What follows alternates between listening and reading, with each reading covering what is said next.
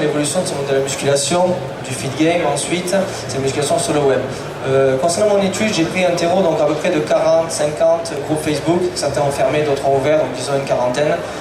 Dessus, il y a 4 types de personnes. On a les passionnés, les professionnels, les experts, et ensuite il y a aussi autre chose. Autre chose, c'est ce qui n'est jamais étudié, tout simplement. Voilà. Au niveau de la recherche, on fait un doctorat STAPS, comme vous le savez. Sur le doctorat de STAPS, je suis le premier à travailler en incluant en fait ces vendeurs à domicile. C'est une espèce pyramidale. Quand je dis leur groupie, en fait, c'est aussi tous les vendeurs, toutes les personnes qui sont dans des pathologies, qui vont avoir des soucis de santé et qui vont se dire coach, avec des formations d'une semaine. Alors, vous devez les connaître sur les réseaux sociaux, forcément. Alors, donc, le monde de la musculation, déjà pour situer un petit peu. Je vous ai dit le monde de la musculation, il y a 20-30 ans, c'était un monde assez simple qui a ensuite évolué en monde de musculation sur le web.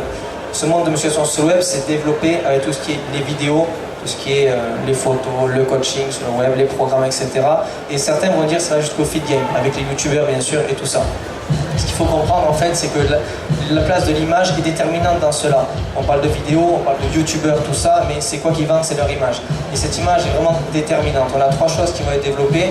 La motivation, votre motivation lorsque vous prenez en photo, la motivation de vos clients lorsque vous les prenez en photo, lorsqu'ils vous prennent en photo, lorsque même vous les prenez en photo pour leurs amis, par exemple. On va y revenir après, c'est un bon outil de coaching.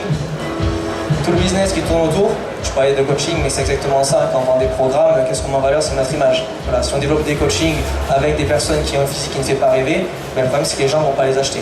Après, on reviendra ensuite aux pathologies, aux idées qui en découlent. Et la manipulation, positive et négative. Jérôme nous parlera ensuite, grâce à un photographe qui a travaillé pour nous, en fait, qui nous a mis en valeur 2 photos, montrer comment mettre en valeur une photo.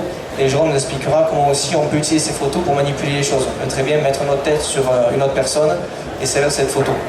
J'aimerais qu'ils me regardent comme ça, ben en fait oui, il y en a plein des vendeurs qui font ça, donc des vendeurs à domicile, qui font croire avec des photos qui manipulent les images et derrière qui vendent des programmes. Un programme à 5-6 € et c'est la recette miracle, quoi.